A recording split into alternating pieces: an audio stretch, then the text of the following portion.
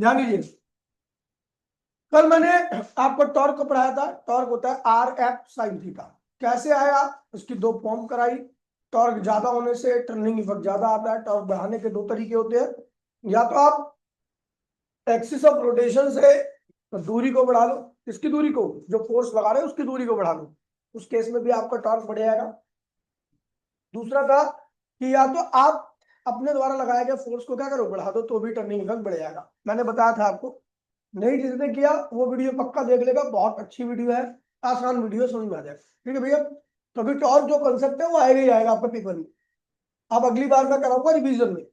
अभी देखिए, फिर मैंने आपको बताया था इक्विलिब्रियम ऑफ बॉडी। इक्विलिब्रियम का मतलब होता है कि बॉडी के अंदर एक्सेलरेशन नहीं हो रहा। बॉडी के अंदर एक्सेलरेशन तो कंडीशन में नहीं होता, या तो बॉडी रेस्ट में हो, या अगर बॉडी मूव करी हो तो उसकी वेलोसिटी क्या हो, कांस्टेंट हो। ये दोनों स्टेट है इक्विलिब्रियम की। ठीक है, अच्छा, हमारे पास दो इक्विलिब्रियम थे, एक था रोटेशनल इक्विलिब्रियम और एक था ट्रांसलेशनल इक्विलिब्रियम। रोटेशनल इक्विलिब्रियम क्या होता है भैया, तो रोटेशनल इक्विलिब्रियम क्या होता है, जिसमें बॉडी की रोटेशन स्पीड बढ़ती नहीं हो या बॉडी रुकी हो। जैसे पंखा है, पंखा अभी कांस्टेंट स्पीड चल रहा है, तो इसके अंदर एक्सेलरेशन की वैल्यू क्या होगी, कौन सा एक्सेलरेशन, एंगुलर एक्सेलरेशन, क्या होगा, जीरो होगा। ठीक है, लेकिन स्टार्टिंग में जब मैंने पंखा ऑन किया था तो पंखे की स्पीड लगातार बढ़ी थी, यानी उसकी एंगुलर स्पीड बढ़ी थी, यानी इसके अंदर एक्सेलरेशन था। कौन सा एक्सेलरेशन, एंगुलर एक्सेलरेशन। ठीक है, और कुछ समय बाद पंखे की स्पीड क्या होगी, कांस्टेंट होगी, तो उस कंडीशन में एक्सेलरेशन क्या होगा, जीरो होगा। जब आपका एंगुलर एक्सेलरेशन जीरो आता है तो हम कहते हैं भैया टोटल टॉर्क की वैल्यू क्या हो रही है, इसके ऊपर जीरो है। नेट टॉर्क क्या है, इसके ऊपर जीरो। क्योंकि अगर टॉर्क लगता तो जिस प्रकार से फोर्स बॉडी को एक्सेलरेट कराता है, वैसे ही टॉर्क एंगुलरली एक्सेलरेट कराता है। समझ गया, तो अगर बॉडी एंगुलरली एक्सेलरेट नहीं कर रही तो इसका केवल एक मतलब है, बॉडी के ऊपर लगने वाला कुल टॉर्क की वैल्यू क्या है, जीरो है। फिर मैंने बताया था कि क्लॉकवाइज टॉर्क जो होता है वो नेगेटिव होता है। क्या होता है, जो फोर्स किसी बॉडी को क्लॉकवाइज टर्न करा दे तो वहां पर टॉर्क भी क्लॉकवाइज होगा, और वो जो टॉर्क होता है वो नेगेटिव होता है। ठीक है, और एंटी क्लॉकवाइज टॉर्क क्या होता है भैया, पॉजिटिव होता है। मैंने कल बताया था वीडियो में, पक्का देख लेना, बहुत बढ़िया वीडियो, मैंने मेंशन भी किया कि इस वीडियो को आप देख लेना भाई, नहीं देखोगे तो मजा खराब हो जाएगा। ठीक है भैया, कल की वीडियो बहुत ज्यादा इंपॉर्टेंट है। ठीक है, फिर मैंने बताया था ट्रांसलेशनल इक्विलिब्रियम। देखिए रोटेशनल इक्विलिब्रियम में बॉडी जो रोटेट कर रही है उसके पास एक्सेलरेशन जीरो होता है, नेट टॉर्क की वैल्यू क्या होती है, जीरो होती है। ठीक है, लेकिन ट्रांसलेशनल इक्विलिब्रियम का मतलब होता है कि कोई बॉडी चल रही है, घूम नहीं रही है, चल रही है, उसकी वेलोसिटी क्या है, कांस्टेंट है, उसका एक्सेलरेशन क्या है, जीरो है। ठीक है, और ऐसा जब भी हो सकता है जब उसके ऊपर नेट फोर्स क्या लगे, जीरो। यानी लेफ्ट का फोर्स बराबर में राइट का फोर्स, अपवर्ड फोर्स बराबर में डाउनवर्ड फोर्स। समझ गए, तो ये मैंने कल की क्लास में कराया था। आज मैं करा रहा हूं उनके ऊपर एनसीईआरटी के कुछ क्वेश्चंस। ठीक है, ये क्वेश्चन एनसीईआरटी का सॉल्व एग्जांपल है, लेकिन काफी हार्ड है। मतलब आपकी बुक में इस चैप्टर में सबसे हार्ड क्वेश्चन में से एक है। ठीक है, थोड़ा सा इसको ध्यान से समझिएगा। ठीक है, आसान है बाकी। ठीक है, कह रहा है कि एक मेटल बार है जिसकी लंबाई कुल कितनी है भैया, 70 सेंटीमीटर। अच्छी छी, क्या है, 70 सेंटीमीटर। एक रॉड का सेंटर मास उसके बीचों बीच होता है, आपको पता होना चाहिए। उसका सेंटर मास कहां पे होगा, ठीक है, और यहां पे लग रहा होगा इसका टोटल वेट। ध्यान दीजिए भैया, सेंटर ऑफ मास। ठीक है, कह रहा है कि 4 किलो मास है तो वेट कितना होगा, 4 4 केजी वेट। यही होगा ना, 4 केजी वेट। 4 केजी वेट का मतलब होता है 40 न्यूटन। क्या होता है, ऐसा। ठीक है, कह रहा है कि दो चक्कू की एज पे रखा गया है 10 सेंटीमीटर फ्रॉम ईच एंड। कह रहा भैया कि चाहे इस एंड से देखे और चाहे इस एंड से देखे, तो इस एंड से 10 सेंटीमीटर पर, इस एंड से 10 सेंटीमीटर पर दो नाइफ एज है उसके ऊपर रखी गई है। समझे, ऐसा दो ऐसा ब्लॉक है उनके ऊपर रखी गई है। ठीक है, तो यहां से 10 सेंटीमीटर की दूरी पर, मतलब यहां पर एक टुकड़ा रखा हुआ है, तो यहां से 10 सेंटीमीटर की दूरी पर यहाँ एक टुकड़ा, उसी के ऊपर ये क्या बैलेंस्ड है, या जमीन है।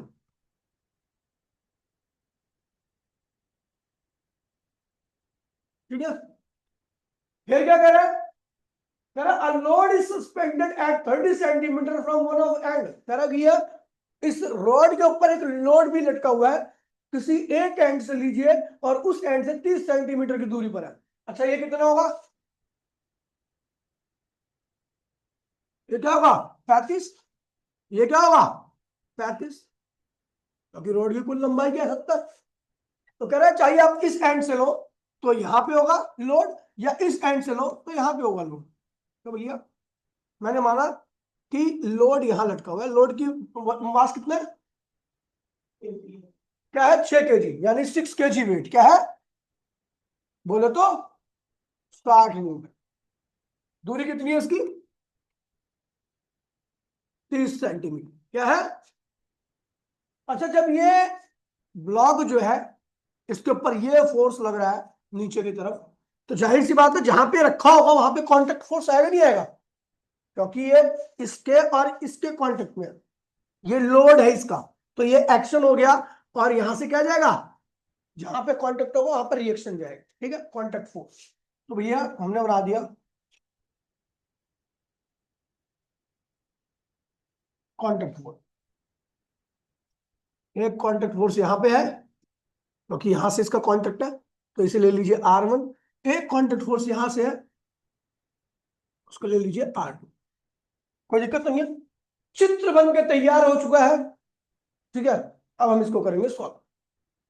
ये भी बोल रखा है कि पूरे का पूरा सिस्टम क्या है भैया, होमोजीनियस है। मतलब समझे कि रॉड की लंबाई मैं एक पर्टिकुलर लेंथ ले लूं तो उसका मास क्या होगा, सेम रहेगा। मान लीजिए इतने इक्वल पार्ट में काट दूं रॉड को, तो कह रहा है अगर सारे इक्वल पार्ट है तो सबका मास भी क्या होगा, इक्वल ही होगा। ये होमोजीनियस बॉडी होती है। चलो ये कह रहा है भैया इस क्वेश्चन में ऐसा बोल रखा है, ठीक है, यहाँ पे मेंशन तो नहीं है कि फाइंड द रिएक्शन। ठीक है, आपको R1 और R2 की वैल्यू निकालनी है। ठीक है, और ये पूरा का पूरा सिस्टम क्या है भैया, स्टेशनरी है, मतलब इक्विलिब्रियम में है। किसमें है, अब देखिए कैसे करूंगा। If given system is in translational equilibrium, उसका मतलब क्या हुआ, ट्रांसलेशनल इक्विलिब्रियम में बॉडी के ऊपर नेट फोर्स की वैल्यू क्या होती है, 0 होती है। मतलब अपवर्ड फोर्स बराबर में, तो भैया अपवर्ड फोर्स बराबर में डाउनवर्ड फोर्स। अपवर्ड फोर्स क्या है, इस रॉड के ऊपर ऊपर की तरफ कौन से फोर्स लग रहे हैं, कॉन्टेक्ट फोर्स। और डाउनवर्ड कितना लग रहा है, वेट। हम क्या लिखेंगे, देन अपवर्ड फोर्स क्या है R1 और R2, और डाउनवर्ड क्या है भैया 100 न्यूटन। 100 न्यूटन तो बोला 40, और ये तो पहली इक्वेशन होगी, ये बड़ा आसान था पहली equation. If the given body is, अब इक्विलिब्रियम में है तो हर तरह के इक्विलिब्रियम में होगी, तो मैंने बोला ट्रांसलेशनल इक्विलिब्रियम में तो ऐसा होगा। अब ये बॉडी रोटेशनल इक्विलिब्रियम, मतलब ये ना तो ऐसे घूम रही है ना ऐसे घूम रही है, और जब घूम नहीं रही है इसका मतलब इसकी अल्फा क्या है 0 है, और अल्फा 0 होने का मतलब क्या है, ये रोटेशनल इक्विलिब्रियम है। किसमें है, and given body is in rotational equilibrium also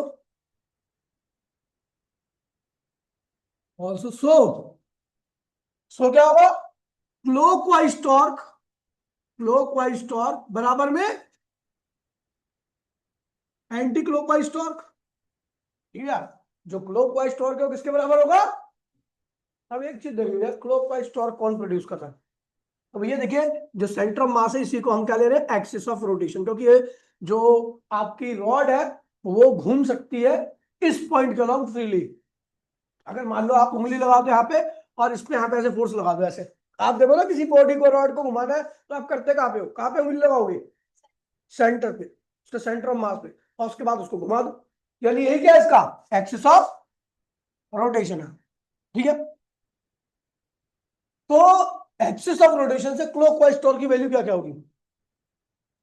तो भैया आपको पता है ये जो आर, ये फोर्स है, ये क्या करेगा, क्योंकि एक्सिस ऑफ रोटेशन ये है, एक्सिस ऑफ रोटेशन ये है, ये क्या है, दूरी है किसकी, फोर्स की, जो लग रहा है इसके ऊपर। तो ये आर्म पर ये फोर्स लग रहा है, तो इस आर्म को ये फोर्स कैसे घुमाएगा? अब यहाँ पे एक्सिस ऑफ रोटेशन पे बॉडी को हम मान के चलते हैं फिक्स है, क्या है, तो यहाँ पे बॉडी फिक्स है और ये आर्म है, और इसके ऊपर ऐसा फोर्स लगा रहा हूं, तो ये कहां टर्न करेगा, क्लॉकवाइज या एंटी क्लॉकवाइज? क्लॉकवाइज टर्न करेगा। देखो ना, आप किसी भी चीज को ऐसा फिक्स कर दो, अभी तो बोर्ड पे ऐसा, और उसके बाद ऐसे घुमाओ, फोर्स ऐसे लगा दो, कैसे घूम रहा है ये? ठीक है, क्लॉकवाइज। और क्लॉकवाइज टॉर्क कैसा होता है, नेगेटिव या पॉजिटिव? लेकिन यहाँ पे, समझ गए? तो यहां पर आपको नेगेटिव नहीं लेना, पता क्यों? क्योंकि हमने दोनों को बराबर किया है। क्या किया है? बराबर किया, बराबर कंडीशन में आप नहीं लेते। ठीक है, तो इस केस में आपका क्या होगा, क्लॉकवाइज टॉर्क क्या होगा, कितनी दूरी है, ये कितनी इस आर्म की लेंथ कितनी है बता दो, ये कितना है, ये कितना है, तो भाई ये कितना है, ये कितना है, ये कितना है पूरा 35, ये 10, तो ये क्या होगा 25, क्या होगा? ठीक है, तो टॉर्क होगा, आर क्या होगा 25, 25 बोलो तो 0.25, फोर्स कितना है R1, और साइन एंगल कितना होगा 90, क्योंकि इस आर्म पर ये फोर्स कैसा लग रहा है 90 डिग्री। बराबर में anti clockwise torque, anti clockwise torque कौन कौन लाएगा, तो भैया आपको पता है इस आर्म पर ये फोर्स लगा है, तो इस आर्म को ये फोर्स कैसे घुमाएगा, ऐसे तो घुमाएगा, यानी क्या कर रहा है एंटी क्लॉकवाइज, तो उसकी वैल्यू क्या होगी, क्या होगी, दूरी कितनी है वही है, दूरी कितनी है इससे 25 है, 0.25, फोर्स कितना है R2, और एंगल कितना साइन। अच्छा, कुछ और भी कोई और टॉर्क लग रहा है, देखिए जहां फोर्स लग रहा है वहीं का टॉर्क आपको चेक करना है। तो एक फोर्स ये लग रहा था, इसकी वजह से टॉर्क ऐसे आया, एक फोर्स ये लग रहा था, इसकी वजह से टॉर्क ऐसे आया। दूरी आपको हमेशा किससे देखनी है, एक्सिस ऑफ। कुछ और फोर्स भी है क्या, नीचे भी दो फोर्स लग रहे हैं भाई। ठीक है, तो भैया अब देखते हैं, ये वाला फोर्स दिख रहा है, ये वाला, ये, तो इससे कितनी दूरी पे लग रहा है, एक्सिस ऑफ रोटेशन से ये फोर्स जो लग रहा है वो कितनी दूरी पे लग रहा है, तो भैया ये क्या 30, ये क्या है, ये पूरा 35 है, ये 30 है, तो ये क्या होगा 5। तो एक्सिस ऑफ रोटेशन से 6 न्यूटन यानी 60 न्यूटन का फोर्स जो लग रहा है वो कितनी दूरी पर है, 5 सेंटीमीटर, ये दूरी देख लो 5। तो भैया ये कैसा टॉर्क क्रिएट करेगा, ये इस आर्म को ये फोर्स ऐसे घुमाएगा ना, यानी क्या प्रोड्यूस करेगा एंटी क्लॉकवाइज। तो इस वाले टॉर्क को मुझे एंटी क्लॉकवाइज साइड में क्या करना है, ऐड कर देना है। इस वाले टॉर्क को मुझे किस साइड में ऐड करना है, अगर क्लॉकवाइज होता तो मैं इस साइड में ऐड करता, तो एंटी क्लॉकवाइज है तो एंटी क्लॉकवाइज वाले की साइड क्या है, ये है, तो इधर ऐड करना है। तो प्लस क्या होगा, फोर्स कितना है 60, आर्म लेंथ कितनी है 5 सेंटीमीटर यानी 0.05, और आपको पता है कि इस आर्म पर कैसे लग रहा है, परपेंडिकुलर कैसे लग रहा है, साइन 90।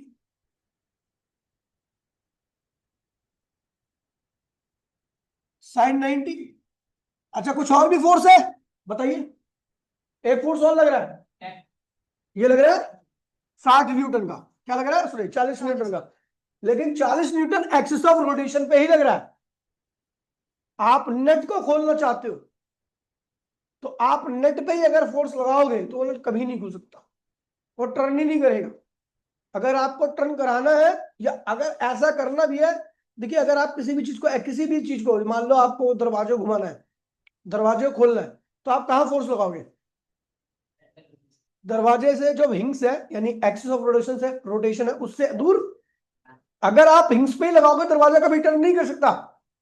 तो ये कहां लग रहा है, एक्सिस ऑफ रोटेशन पे, तो उसकी वजह से कोई टॉर्क नहीं आने वाला। यानी जो फोर्स, ये भी सुन लो, कंसेप्ट ही आपके लिए, कि जो फोर्स एक्सिस ऑफ रोटेशन पे लगता है उसकी वजह से कोई टॉर्क, तो इसकी वजह से टॉर्क की वैल्यू क्या होगी, जीरो। इसलिए मैं जीरो लिया, इसको ऐड करने की आवश्यकता नहीं है। तो देखिए भैया, ये R1 था ना, चलो भैया, ये क्या हो गया भैया, साइन 91 हो गया, तो ये होगा R1 0.25, बोला हाँ, बराबर में 0.25 R2, और ये 60, और ये क्या हुआ, 6 पंचे 30, 300, ठीक है, 3 हो गया, कितना हो गया, ये 3 हो जाएगा, और साइन 90 क्या हो गया, 1 हो गया। इसको पल्ली साइड में ले आओ, तो क्या हुआ, 0.25 R1 माइनस 0.25 R2 बराबर में क्या हुआ, 3। फिर हमने क्या किया भैया, 0.25 R1 माइनस R2 कॉमन ले लिया दोनों में से 3, इसको पल्ली साइड में लेगा, तो R1 माइनस R2 बराबर में क्या हो गया, 3 डिवाइड बाय 0.2 करोगे तो 2 जीरो लग गया, कितनी बार गया, 12, 12 12 न पड़ गई के, R1 माइनस R2 बराबर में क्या हो गया, 12। ये होगी आपकी सेकंड इक्वेशन। फर्स्ट इक्वेशन क्या थी भैया, R1 प्लस R2 बराबर में 100, और सेकंड इक्वेशन क्या है, R1 माइनस R2 बराबर में 12। ऑन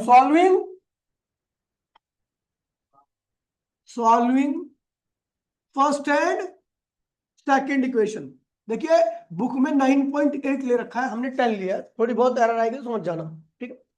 सॉल्व करेंगे तो R1 प्लस R2 की वैल्यू क्या रखी भैया, 100, और R1 माइनस R2 की वैल्यू क्या रखी है, 12।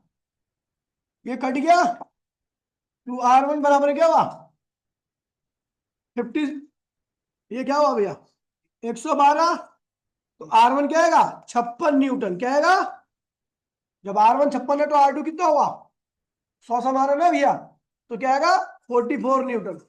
अब एनसीईआरटी में कुछ और आंसर होगा मेरे ख्याल से, हेर फेर में पॉइंट में आगे पीछे होगा, 44 थोड़ा कम होगा, 56 थोड़ा ज्यादा होगा, ठीक है भैया।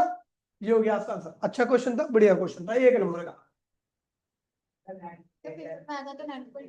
9.8 लेना, मैंने अपने कन्वीनियंट के लिए ले लिया है 10, ठीक है। कह रहा भैया a uniform bar of weight कितना है, W, और कहां लग रहा है, D सेंटीमीटर पे, ठीक है। ये बार पे, इस बार पे, इस एंड से D सेंटीमीटर पर इसका वेट है, मतलब सेंटर ऑफ मास कहां पे होगा, यहीं पे होगा, और एक्सिस ऑफ रोटेशन भी क्या होगा, यही है इसका एक्सिस ऑफ रोटेशन, ठीक है भाई। मैं एंगल को थोड़ा चेंज कर रहा हूं क्योंकि इन एंगल की वैल्यू आपको नहीं पता, इन एंगल की वैल्यू, तो इसको कर लेते हैं भैया। अब सुअर 36.9 की डिग्री की वैल्यू होती है, जीवन बता रहा है, इसको 30 कर दो, क्या कर दो, मैं कंसेप्ट ही जानना है, तो ये क्या हुआ 30 डिग्री, और ये हो गया आपका 45 डिग्री, समझ गया। इनकी वैल्यू आपको पता है, इनकी वैल्यू आपकी है 9 है, इसलिए मैंने इसकी टर्म में लिख दिया, ठीक है। अब 30 डिग्री 60 डिग्री 90 डिग्री इन सबकी वैल्यू तेरे को पता है, 31.2 डिग्री की वैल्यू बता, साइन हो गया, इसलिए नहीं हटा दिया वैल्यू, कंसेप्ट ही समझना है, ठीक है भैया। एक्सिस ऑफ रोटेशन, अब 37 की तो फिर भी वैल्यू यूज करते हैं हम, ठीक है, मैथ्स में, तो उसकी वैल्यू याद होगी, 4/3, ठीक है, 3/4 कॉस उल्टा हो जाएगा इसका, तो भैया लेकिन इनकी वैल्यूज नहीं पता, तो इनके लिए आपको टेबल देखनी पड़ेगी, लेकिन आपको बुक किसी प्रकार का बाहर से कोई भी चीज आपको अलाउ नहीं होती पेपर में, इसलिए आपको जो एंगल देंगे वो आपके लिए नॉन होगा, ठीक है। तो भैया देखिए एक्सिस ऑफ रोटेशन हमने डब्ल्यू ले लिया, क्योंकि डब्ल्यू क्या है, इस रॉड का वेट का सेंटर है, वेट का सेंटर मतलब सेंटर ऑफ मास, ठीक है। कह रहा रोड की कुल लंबाई क्या, डी है, और 2 मीटर है, क्या है, रॉड की कुल लंबाई कितनी है, ठीक है। तो कह रहा भैया ये अगर डी है तो ये कितना होगा, 2 माइनस डी हो जाएगा, बोला हाँ, तो भैया वही लिख रहा हूं मैं, इस आर्म की लंबाई, इस आर्म की लंबाई डी है, तो इस आर्म की लंबाई क्या होगी, डी कितने डी बोला है? 2 - डी। ये है आपकी डी, इस आर्म की लंबाई। एक्सिस ऑफ रोटेशन से आपको दूरी लेनी है, क्योंकि आपको पता है उसी के अलावा घूमेगा। ठीक है, कह रहा डी की वैल्यू निकाल दो, इसकी वैल्यू निकाल दो। अच्छा, इसका वेट आपको दे रखा है, इसका वेट दे रखा है, नहीं डब्ल्यू ही दे रखा है, इसका वेट कौन दे रखा है? तो भैया दोनों जरूरत नहीं है उसे निकालने की। चलो देखते हैं। इस रस्सी पे ये रॉड लटकी है तो टेंशन लगेगा T1, बोला हाँ। इस रस्सी पे लटकी है तो टेंशन क्या लगेगा? T2, बोला हाँ। बोल क्या हुआ? यहां पे एक लाइन खींच दो, क्योंकि आपको पता है टेंशन जो लग रहा है वो एंगल की तरफ लग रहा है, और जब कोई भी वेक्टर क्वांटिटी एंगल की तरफ लगती है तो हम उसको रिजॉल्व नहीं कर सकते, आपको याद होगा। ठीक है, तो हमने क्या करना है कि एक लाइन यहां खींच देनी है। खींच दी, ये 30 है तो ये भी क्या होगा? 30। तो रिजॉल्व करो, T1 cos 30, T1, और इधर क्या आएगा? T2 और T1 sin 30। कोई दिक्कत तो नहीं है? ऐसे ही मैं इसको रिजोल्व कर रहा हूं। ये भी देखिए, ये टेंशन जो है वो एंगल की तरफ लग रहा है, T2। लाइन खींच दो ऐसे, तो ये क्या होगा? 45, बोला हाँ। तो ये क्या होगा? T2 cos 45, और ये क्या होगा? T2 45। अब ये मैंने रिजोल्व कर दिया, मुझे करने की आवश्यकता नहीं है। अब एक चीज देखिए भैया, अगर मैं, मुझे पता है कि पूरा सिस्टम इक्विलिब्रियम में किसमें है, तो इसका मतलब अपवर्ड फोर्स बराबर में डाउनवर्ड क्या है? W, और अपवर्ड फोर्स क्या है? T1 cos 30 और T2 cos 45। ठीक है, लेकिन मैं इन दोनों को बराबर नहीं करूंगा। ठीक है, बराबर तो कर सकता हूं, सही भी है, लेकिन यहां पर हमारा क्या समस्या होगी कि इस इक्वेशन में 3 वेरिएबल हो जाएंगे, क्योंकि मुझे W भी नहीं पता, मुझे, और मुझे T1 और T2 भी नहीं पता। तो समस्या आ गई ना। तो इसलिए मैं यहां से कोई इक्वेशन बनाने वाला नहीं हूं, मेरे पास और भी इक्वेशन बनाने के तरीके हैं। मुझे ऐसा नहीं पता है the given system is in equilibrium, कौन सा? Rotational, rotational equilibrium. अगर रोटेशनल इक्विलिब्रियम है तो इसका मतलब क्लॉकवाइज टॉर्क बराबर में एंटी क्लॉकवाइज। अच्छा बताओ, मैं जिससे पूछूंगा,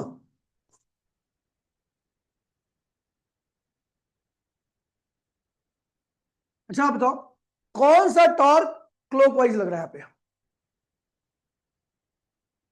आर्म को, आर्म क्या है पता है आपको? एक्सिस ऑफ रोटेशन दूरी। तो ये एक्सिस ऑफ रोटेशन से ये दूरी है और उसके ऊपर फोर्स लग रहा है ये, तो इस वाले आर्म को ये कैसे घुमाएगा? क्लॉकवाइज। तो भैया क्लॉकवाइज टॉर्क में आएगा आपका, कौन कह रहा है कैसे? कौन कह रहा है कैसे? अब बताओ, कोई बात नहीं, पूछ लो भाई किसको। अरे भाई ले यार, ले दोबारा मैं बोल दे रहा हूं, शर्मा रहा है लड़की तरह। ये क्या एक्सिस ऑफ रोटेशन है, क्या ये? उससे डी डिस्टेंस पर एक फोर्स ये लग रहा है, खैर ये भी लग रहा है, लेकिन ये टर्न नहीं करा सकता इसको। टर्न कराने के लिए फोर्स वुड बी परपेंडिकुलर। ठीक है, तो इस आर्म पर ये फोर्स परपेंडिकुलर है, यानी इस आर्म को यही फोर्स टर्न करा सकता है। तो कैसे टर्न कराएगा? इस आर्म पे अगर आप ऊपर फोर्स लगाओगे तो ये फिक्स है, यहां से ऊपर फोर्स लगाओगे तो बॉडी ऐसी टर्न करेगी, बोलो हाँ। चलो, तो ये करेगा क्लॉकवाइज टॉर्क। क्लॉकवाइज टॉर्क की वैल्यू क्या होगी बेटा? टॉर्क का फॉर्मूला क्या होता है? R F sine theta. तो आर क्या है? डी। एफ क्या है? T1 cos 30, और साइन क्या हो गया? 90। और एंटी क्लॉकवाइज टॉर्क तो आपको पता है इस वाले आर्म पर ये फोर्स लग रहा है, तो ये इसको कैसे हुआएगा? ऐसे। तो किसके बराबर होगा? आर्म लेंथ क्या है? 2 - डी, और फोर्स क्या है? T2 cos 45। ठीक है भैया, और साइन 90। भाईजान प्लीज बोलिए मत, पेल दूंगा नहीं तो। T1 cos 30 कितना होता भैया? 103/, ये हो गया। बराबर में क्या होगा भैया आपका? 2 माइनस डी T2 और cos 40 क्या होता है अंडर रूट। ये होगी आपकी पहली इक्वेशन। क्या होगी? देखिए और टॉर्क नहीं लिख सकता क्योंकि डब्ल्यू जो फोर्स लग रहा है ना वो किस पे लग रहा है। अब डब्ल्यू भी फोर्स है लेकिन वो टॉर्क क्रिएट नहीं करेगा। क्यों? क्योंकि वो कहां लग रहा है, तो वो टॉर्क क्रिएट नहीं कर सकता। इसकी वजह टॉर्क की वैल्यू क्या होगी? 0। ठीक है, चलो इसलिए हमने क्लॉकवाइज और एंटी क्लॉकवाइज में नहीं है। अगर डब्ल्यू जो होता है वो एंटी क्लॉकवाइज टॉर्क क्रिएट करता तो आप इधर ऐड करते, उसकी वजह से टॉर्क आ रहा है। और डब्ल्यू जो है क्लॉकवाइज टॉर्क अगर क्रिएट करता तो इसमें ऐड करते। आप समझ गए? पहली क्वेश्चन ही होगी। एंड हमें पता है ये बॉडी इधर तो भाग रही, इधर भाग रही है क्या? नहीं। ये इधर भाग रही है क्या? नहीं। इसका मतलब इसके अलावा भी क्लियर में तो क्या हुआ? एंड T1 साइन 30 बराबर में T2 साइन 45। तो T1 साइन 30 की वैल्यू क्या होती है? 1/2 और T2 साइन 45 की वैल्यू क्या होती है? ये कैंसिल हो गया तो T1 बराबर में क्या हुआ? √2। ये होगी आपकी सेकेंड इक्वेशन। कोई दिक्कत तो नहीं भाईजान? कुछ नहीं करना। कोई बता सकता है मुझे अब मैं क्या कर सकता हूँ? सॉल्व नहीं करना, डिवाइड करना है। देखो कैसे, on dividing first by second. First क्या भैया? √3d T1/2। और जब मैं इससे डिवाइड करूंगा तो T1 ही आएगा यहाँ पे। कोई दिक्कत तो नहीं है? अब रुक तो जाओ, तभी तो अब 2 माइनस डी और ये क्या है T2 अपॉन में क्या है √2 डिवाइड बाय √2 T2 से T2 T1 से T1। तो भैया √3/2 बराबर में क्या हो गया? डी भी तो है। 2 माइनस डी अपॉन में क्या हुआ 2, क्रॉस मल्टीप्लीकेशन कर देंगे क्या होगा? 2 से 2 भी काट दो तो √3d बराबर में क्या हुआ? 2 माइनस डी। ये डी पल्ली साइड में लिया तो √3 माइनस डी प्लस डी बराबर में 2। तो डी कॉमन ले लो तो √3 + 1 बराबर में 2। तो डी की वैल्यू क्या होगी? यही तो निकालना था। देखो आ गया, समझ गया? अगला क्वेश्चन देखिए। ठीक है, एक कार है जिसका कुल मास कितना है? 300 है। तो 300 क्यों बोल दिया? The distance between front and back axle is 1.8 metre. Axle समझते हो, जिसमें पहिए जुड़े होते हो। तो फ्रंट और बैक एक्सल के बीच की दूरी कितनी है? 1.8 metre. It's centre of gravity, मतलब उसका सेंटर ऑफ ग्रेविटी कहां लाई कर रहा है? 1.05 metre from the front axle, मतलब फ्रंट एक्सल से इतनी दूरी पर है। Determine the force exerted by the level road. ऐसे पहले बना देते कार। ये है कार, महंगी कार है भाई। ये है रोल्स रॉयस है।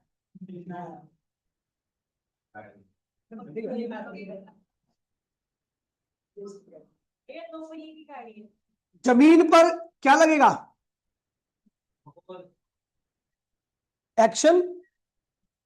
तो जमीन से ऊपर क्या जाएगा? कांटेक्ट फोर्स, यानी यही तो निकालना है। R1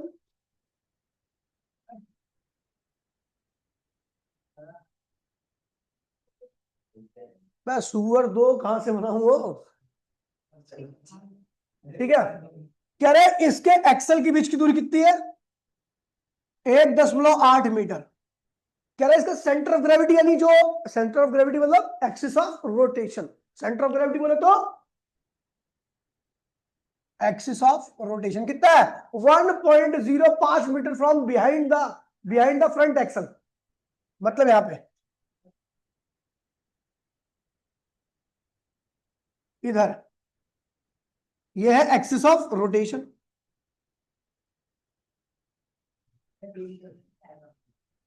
तेरे अंदर नहीं आएगा? फिर क्यों बकवास कर रहा है? 1800 किलो इसका वेट है, मास है, तो वेट कितना होगा 18,000 न्यूटन। यहीं पर वेट सेंटर ऑफ ग्रेविटी पर लगता है, वेट पूरा का पूरा 18, ठीक है। ये दूरी कितनी है बच्चा, फ्रंट एक्सल से ये सेंटर ऑफ ग्रेविटी की दूरी कितनी है 1.05।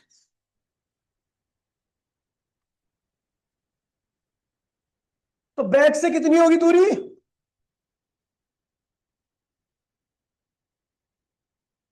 तो भैया कुल क्या है 1.08, हाँ 1.8 ना। और यहां से यहां तक की दूरी कितना घेर लिया, तो भाई ये कितना होगा 0.75 मीटर, 0 पॉइंट, ठीक है भैया, बस डायग्राम बन चुका है अपना। अब करते हैं the given system is in equilibrium, कौन सा इक्विलिब्रियम, ट्रांसलेशनल और rotational. The given system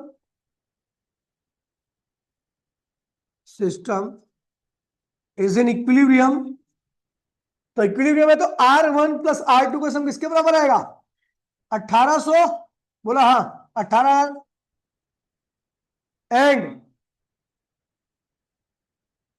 clockwise torque बराबर में कौन सा टॉर्क दिखी भैया, आप देखो यहां पर देखिए, पहली बात तो इसकी से कोई टॉर्क आएगा नहीं, पता है क्यों, क्योंकि ये एक्सिस ऑफ रोटेशन पे लग रहा है।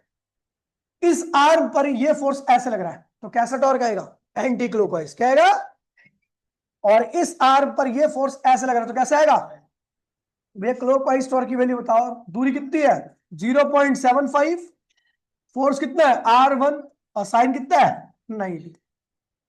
इसमें देखिए दूरी कितनी है 1.05, और क्या है R2, और साइन एंगल क्या है साइन 90, फिर क्या हुआ 0.75 R1, और ये क्या हुआ 1.05 R2।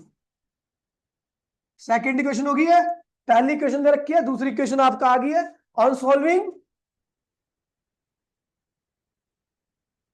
फर्स्ट एंड सेकेंड, तो हमें R1 आ जाएगा और R2 आ जाएगा। अगला क्वेश्चन देखिए,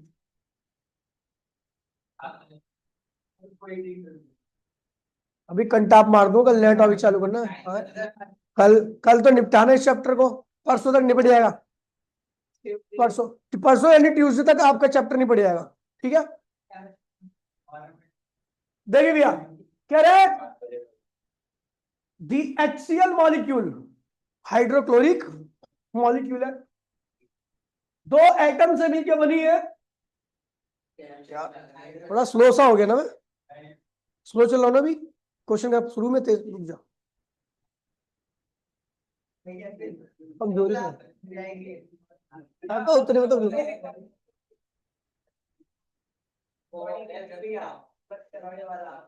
चलो भैया, ओए ये है H, ये है Cl, चुप हो जा, इसका मास M है, मैं पागल है, 2 रुपए की थूकूंगा उसे, निकलूंगा। और इसका जो मास होता है ना क्लोरीन का, वो 35.5 टाइम्स ज्यादा होता है हाइड्रोजन के एटम में, 35 से 37 होता है क्या,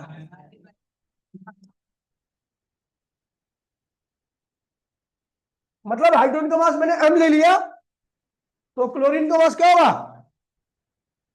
समझ गए भैया, इसका एक्सिस ऑफ रोटेशन क्या हो गया, ये हो गया, ओए चुप हो जा, ये होगा, पता है क्यों, क्योंकि आपको पता है इन दोनों सिस्टम का सेंटर ऑफ मास या सेंटर ऑफ ग्रेविटी क्लोरीन की तरफ लाई करेगा, क्योंकि वो हैवी है, ठीक है, तो एक्सिस ऑफ रोटेशन वो ले लिया। कह रहा दोनों के केंद्र के बीच की दूरी कितनी दे रखी है, ठीक है, तो अगर मैं इसको x ले लूं तो ये कितना होगा, क्या है 1.27 माइनस एक्स, ठीक है। अब देखिए भैया इसका वेट क्या लगेगा mg इधर, और इसका वेट कितना लगेगा 35.5 mg नीचे, है ना, क्या एक्स है, तो क्लॉकवाइज टॉर्क बराबर में एक्स तो निकालना। क्लॉकवाइज टॉर्क देखिए, इसको मैं 3 तरीके से रास्ते में क्वेश्चन बोलूँ, मैं वही तरीका अपना रहा हूं जो आपको भी ज्ञान में दिया है मैंने, ठीक है। क्योंकि मैं केमिस्ट्री का टीचर नहीं हूं, मैं फिजिक्स का ही हूं, तो इसलिए मेरे को फिजिक्स ही आती है। क्लॉकवाइज टॉर्क बराबर में, तो भैया इस आर्म को ये वाला क्या करेगा, एंटी क्लॉकवाइज घुमाएगा, और इस वाले आर्म को ये वाला क्या करेगा, क्लॉकवाइज टॉर्क की वैल्यू बताइए आप। क्लॉकवाइज टॉर्क की वैल्यू क्या होगी? ये फोर्स हो गया, ये क्या हो गया, ये फोर्स हो गया। आर्म लेंथ कितनी है, 1.27 माइनस एक्स, और साइन एंगल कितना हो गया, बराबर में। क्लॉकवाइज टॉर्क क्या हो गया, एंटी क्लॉकवाइज, तो फोर्स कितना हो गया, mg, क्या हो गया, दूरी